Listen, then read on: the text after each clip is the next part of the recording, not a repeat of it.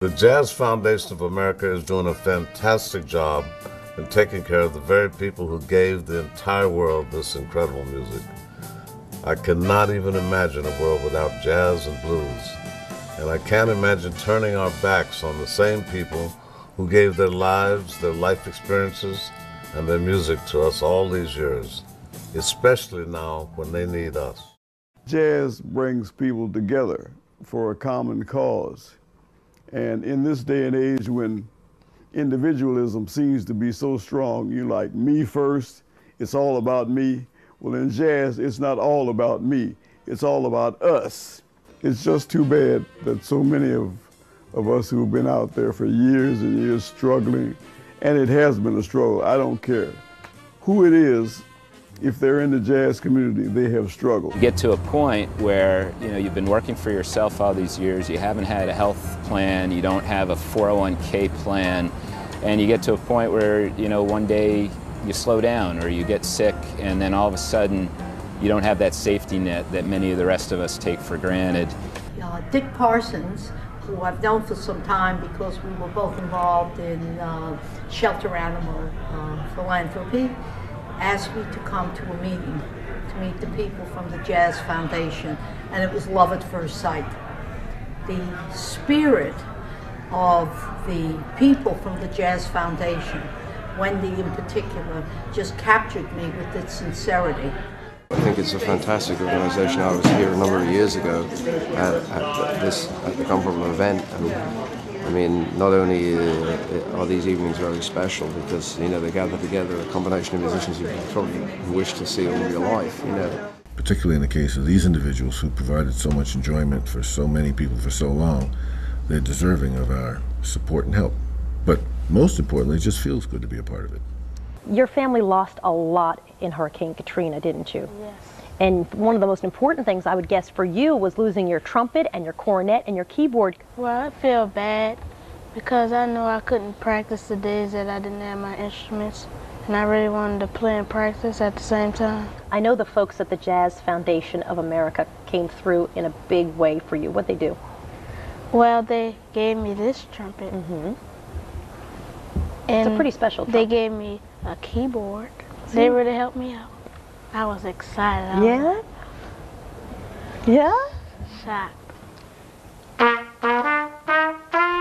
When the Katrina hurricane happened, the first thought we had was, we're the people who've been dealing with jazz and blues musicians' crises for 16 years. How could we not be there for them now?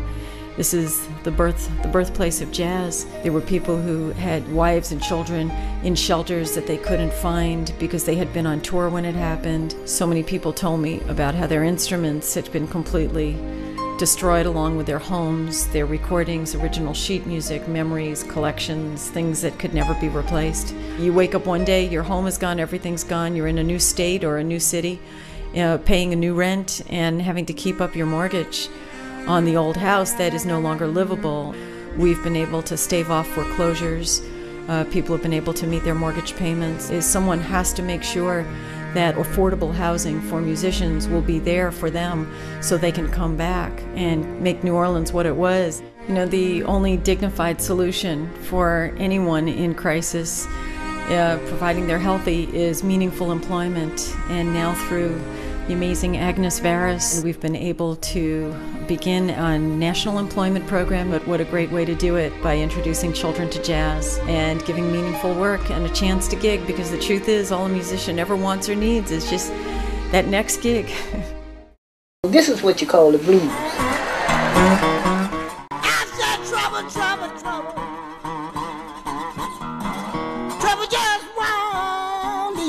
I worked hard. I sure did. I picked up cans out the alley, off the street. I picked up copper, pewter, aluminum, and you name it, whatever I could sell. Oh yeah. Yes, I was crying. Look at me. I was crying. I've been in this house ever since 98, 24/7. Oh, by myself. If it hadn't been for the Jazz Foundation, I don't know what I could do. Honey, I was crying day and night.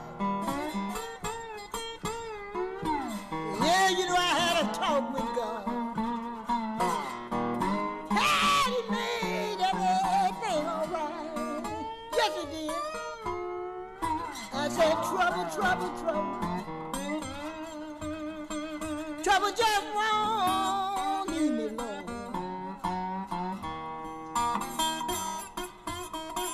Whoa, trouble, trouble, trouble, y'all.